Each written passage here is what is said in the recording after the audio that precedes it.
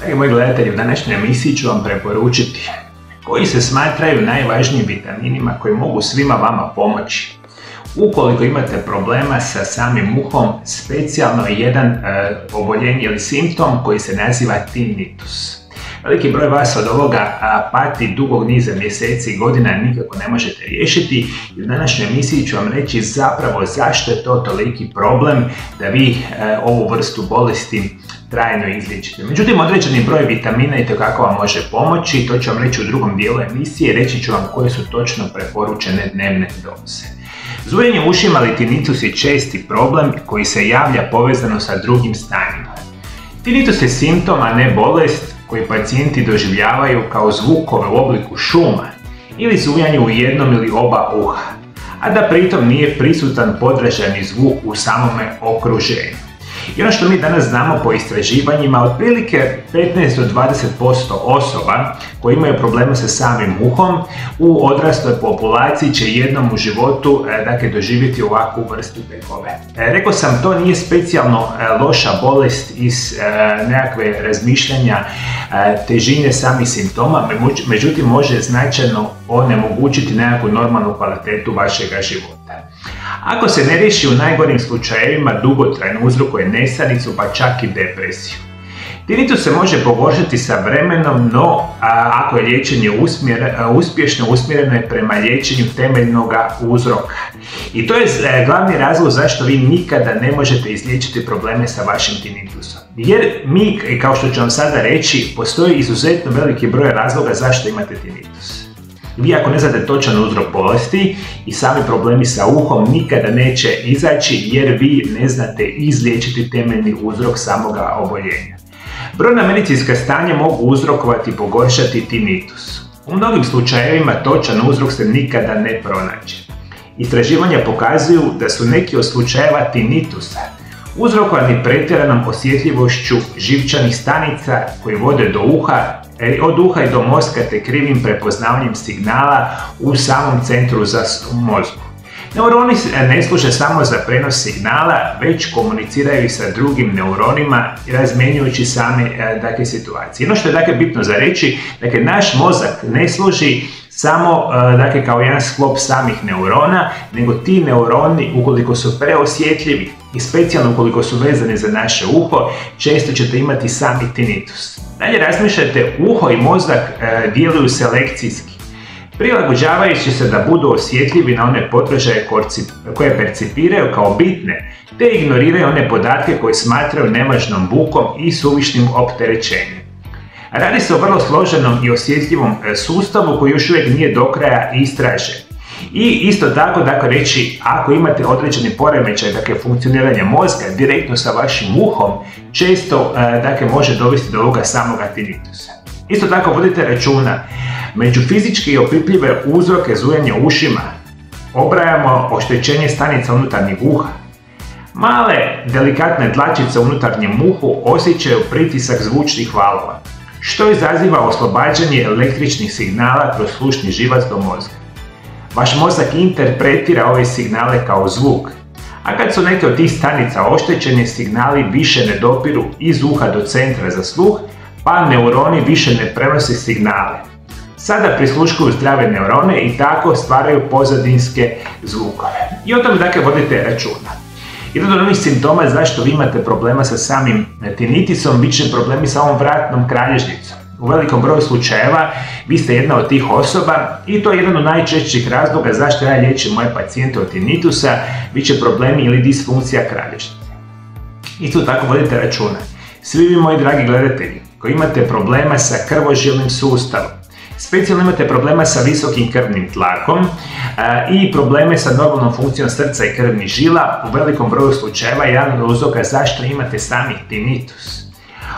Možemo isto tako voditi računa na najčešći uzroci tinnitusa su vezani uho su senzoneuralni gubitak sluha, koji obično nastane nakon 60. godine života kao posljedica nepovratnog gubitka slušne funkcije samih stanica. Zatim kratkotrajna i dugotrajna izloženost velikoj buci, te bolest srednjeg uha pod nazivom otoskleroza ili cerunem zvukovoda, što itekako vodite računa.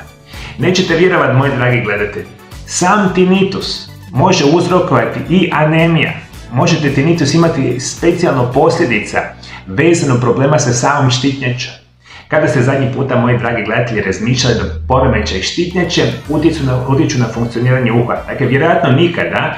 Možda ne bi bilo loše provjeriti ovu situaciju. Dakle, vodite računa da određene vrsti lijekova itekako mogu pogoršati tinnitus.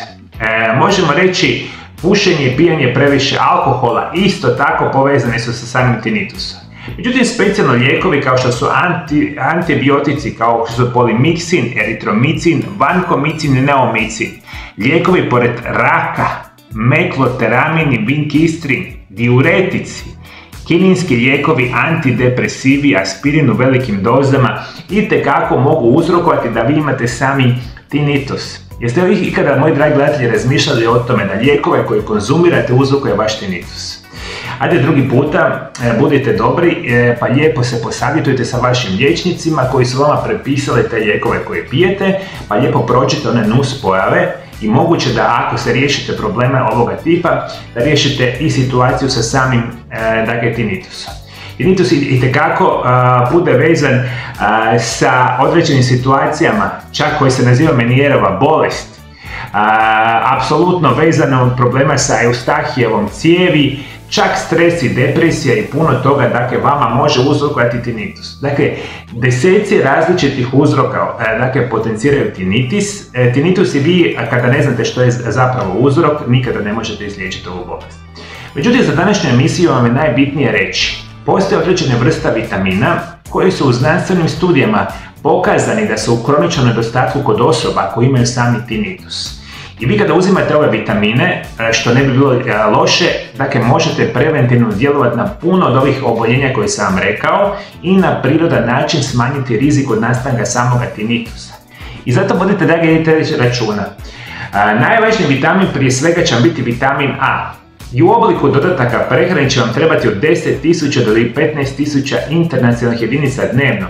Ili uzimajte hranu bogatu vitaminom A. Jako je bitan za zdravlje uha jer pojačava imunitet, prirodno smanjuje upalu, sprečava nastanak infekcija i jača mukozne membrane. Ako imate mogućnost, kupite vitamin A sa karotedoidnim kompleksom i ova izvanredna situacija za vaše zdravlje. Dakle, vodite mi računa, moji dragi gledatelji, dakle, vitamin A ima potentnu mogućnost podržavanja zdravlja vašega uha. Uvijek možete uzimati hranu bogatu vitaminom A, što je izvanredno dobro, međutim možda vam je za prvu ruku preporučeno da pronađete kvalitetnog proizvođača dodataka prehrani i uzmite nešto što naziva vitamin A sa beta-karotenoidnim kompleksom. Ove dvije supstance izvanredno zajednički djeluju i mogu bi vam značajno pomoći. Drugi vitamin koji itekako trebate su obavezno vitamin B kompleksa. U obliku dodataka prehrani se uzima od 30 do 50 mg 3 puta dnevno. Uz kompleks vitamina B uzimajte dodatno vitamin B12 ili kobalamin, oko 1000 mikrograma dnevno. Vitamini B skupine su esencijalni za zdravi sluh, smanjuju tlak u uhu i danas znamo da osobe koje imaju kroničan nedostatak vitamina B imaju problema sa samim uhom. Dakle, vitamin B kompleksa se uvijek uzimaju kao vitamini u zajedničkoj formi. Ono što vodite računa, dakle, kupite dodatke prehrane vitamina B kompleksa, dakle 3 puta dnevno se uzima i jako je bitno za reći ovaj vitamin B12 ili kobalamin, njega uzimate u dodatnoj povećanoj, preporučenoj dnevnoj dozi nekoliko tjedana zaredom, pa onda vidite da li ova situacija vama pomaže. Izvanredno, dakle morate razmišljati da namirnice kao što su životinjska jetra, bubrezi, sardine, organska govedina, tuna, prehrambeni kvasac, pastrva, losos, organsko mlijeko i organska jaja su nevjerojatno, krcate namirnice bogate sa vitaminom B. I treći vitamin koji po znanstvenim studijima značajno podržava zdravlje vašega uha biti će nešto što mi nazivamo vitamin E. Kada govorimo o vitaminu E, preporučit ću vam od 150 do 200 internacionalnih jedinica dnevno u obliku dodataka prehrane. Ovo je snažni antioksidans koji povećava cirkulaciju u uhu. Uzimajte alfa-tokoferol ili hranu poput ulje pšeničnih lica, sjemenke suncokreta, bademi, ulje češnjak, bademo ulje, pinjoli, kikiriki, atlantski losos, avokado, crvena paprika i puno toga, ima visoku koncentraciju ovoga vitamina. Još jednom, moji dragi gledatelji, napominjem, apsolutno vitamin E, vitamini B kompleksa, specijalno vitamin B12 i vitamin A su vitamini koji bi vam mogli značajno pomoći zdravlju vašega uha i smanjiti sve one simptome vezane uz tinnitus. Još par informacija koje morate itekako voditi računa. Redovito jedite ananas, češnjak, kelp ili morsko povrće, može vam značajno pomoći. I apsolutno iz prehrane izbacite šećer, alkohol, cigarete i na minimum uzimajte kofein. Dakle, svi vi koji imate tinnitus, kada pušite, kada konzumirate alkohol, kada konzumirate sami šećer i specijalno kad uzimate kofein u imalo većim dnevnim dozama, to je onu kavu koju pijete, značajno možete povećati rizik od gorih simptoma vezanih za sami tinnitus. Dakle, moji dragi gledatelji, vodite računa o ovome. Ključ vašeg trajnog izlječenja bolesti će biti naći temeljni uzrok bolesti i onda ga prirodno liječiti. A ovi vitamini itekako mogu pomoći da vi budete na punoj boljoj situaciji vezani za sami tinnitus.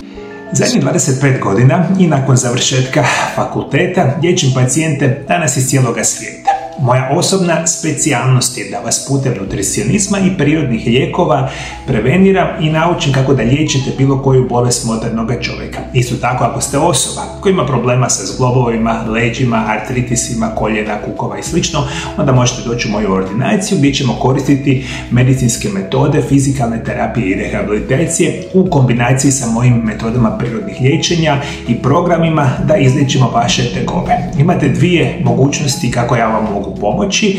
Prva opcija je da dođete u moju ordinaciju i zato ukoliko želite nazovite broj telefona +385 98 91 79 200. Isto tako nas možete kontaktirati putem Vibera ili Whatsappa gdje možete dogovoriti liječenje u ordinaciji. Druga opcija moje pomoći svima vama biti će moje telefonske konsultacije. I zato svi vi koji me sada slušate iz Sjeverne Amerike, Južne Amerike, Europe, Afrike, Bliskog istoka, Australije ili Azije, ja vam danas radim sa cijelim svijetom, možete odmah nazvati moju ordinaciju i dogovoriti moje konsultacije. Ja ću vam, drage volje, pomoći i naučiti vas kako se putem prirodnih lijekova i nutricionizma liječe vaše bolesti. Isto tako sam autor 3 knjige o nutricionizmu i prirodnim lijekovima. Ove moje 3 knjige vas uče kako da znate sami sebe obraniti od najgorih bolesti modernog čovjeka. Sve ove 3 knjige imate sada odmah kupiti na mojoj službenoj internetskoj stranici mariolab.hr. Sve informacije imate dolje ispod video zapisa. Knjige su prevedene na hrvatski, engleski jezik i na druge jezike. Sve informacije imate na mojoj internetskoj stranici. Iskoristite mogućnost, ja ću vam, drage volje, pomoći ili u ordinaciji ili putem telefonskih konzultacija iz bilo kojeg kraja svijeta, slobodno mi se javite.